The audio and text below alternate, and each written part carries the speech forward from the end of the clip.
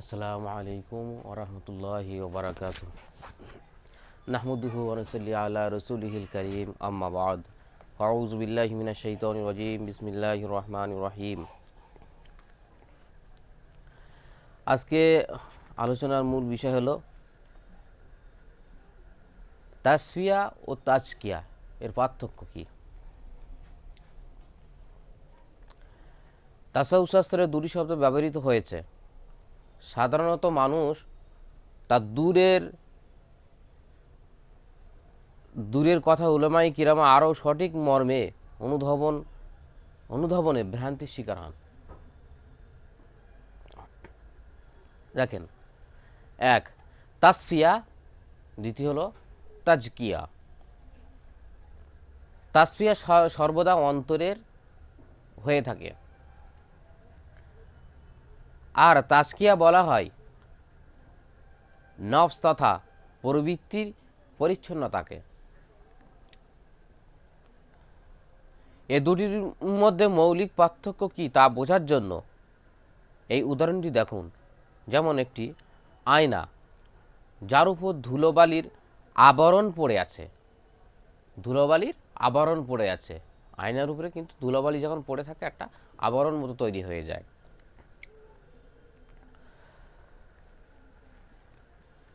এই ধুলার এই আবরণ পরিষ্কার করাকে তাসফিয়া বলে।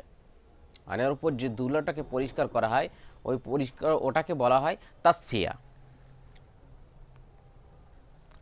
আয়নার উপরে জমে থাকা ময়লা যেমন আয়নার অভ্যন্তরে প্রবেশ করে না, তদ্রূপ গুনাহের ময়লাও দিলের অভ্যন্তরের ভিতরে প্রবেশ করে না, বরং দিলের উপর একটি আবরণ তৈরি করে দেয়। ময়লার গুনাহর একটা আবরণ তৈরি হয়ে যায়। যেমন আয়নার উপরে ময়লার আবরণ পড়ে যায়, তদ্রূপ দিলের উপর একটি আবরণ তৈরি হয়ে যায়। কোরআনে এই সম্বন্ধে কোরআন শরীফে আয়াত নাজিল আছে। বিসমিল্লাহির রহমানির রহিম। কাল্লা বাল রানা আলা কুলুবিহিম মা কানু ইয়াকসিবুন।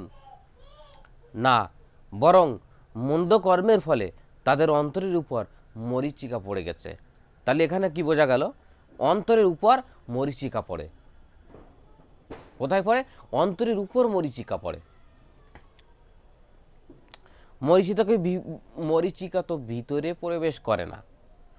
মরিচা কিন্তু ভিতরে প্রবেশ করে না, উপরেই থাকে। তাহলে বোঝা গেল গুনাহের ময়লাও দিলের উপর জমে থাকে, ভিতরে প্রবেশ করে না। লিকুল্লি শাইইন সিকালাতিন ওয়াসিকালাতিল কুলুবি যিকরুল্লাহ। প্রত্যেক বস্তু পরিচ্ছন্ন করার জন্য উপকরণ রয়েছে, এই ময়লাটাকে দূর করার জন্য। আর অন্তর পরিষ্কার করার জন্য উপকরণ হলো আল্লাহর জিকির। অন্তরের যে ময়লা আছে এই ময়লাকে দূর করার জন্য তার উপকরণ হলো কি? আল্লাহর জিকির। আল্লাহর জিকিরের ঘোষণ দ্বারা এই অন্তর পরিষ্কার হয়। এই জিকিরের মাধ্যমে অন্তরের ময়লা পরিষ্কার করাকেই তাসফিয়াতুল কলব বলা হয়। পক্ষান্তরে কাপড় ময়লা হলে সাবান পানির প্রয়োজন হয়।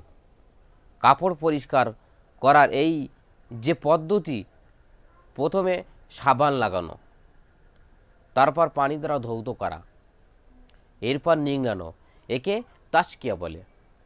এই পদ্ধতিতে কাপড় পরিষ্কার করা হলে বলা হবে কাপড়ের তাজকিয়া হয়েছে। কেননা ময়লা কাপড়ের ভিতরে ঢুকে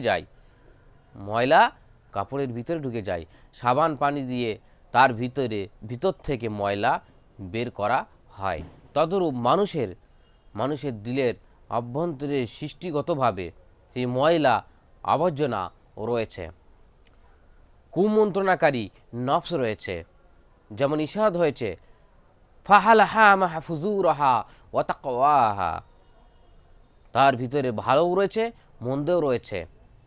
এখন কর্তব্য হলো দিলের অভ্যন্তরীণ মন্দকে বের করে দেওয়া, যেন দিলে শুধুমাত্র ভালো জিনিসগুলো থেকে যায়। তাজকিয়ার মর্ম কথা এটাই। এই উদ্দেশ্যে নবী করিম সাল্লাল্লাহু আলাইহি ওয়াসাল্লামগণ পৃথিবীতে মুআল্লিমে আজম তথা প্রধান শিক্ষক, মুবাল্লিগে আজম তথা প্রধান ধর্মপ্রচারক এবং মুর্শিদ আজম তথা প্রধান পথ প্রদর্শককারী রূপে আগমন করেছেন।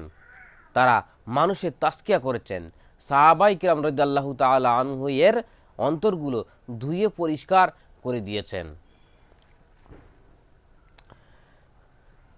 তা মূল কথা হলো, তাসপিয়া হলো দিলের উপর জমে থাকা গুনাহের ময়লা পরিষ্কার করা, আর তাসকিয়া হলো দিলের অভ্যন্তরে থাকা অন্তরের গুনাহের উৎসমূল তথা মানুষের মন্দ স্বভাবগুলো ইসলাহ করা, যেন তার দ্বারা কোনো গুনাহ সংগঠিতই না হয়। এ কথার গুনাহের মূল উৎপাটন করা।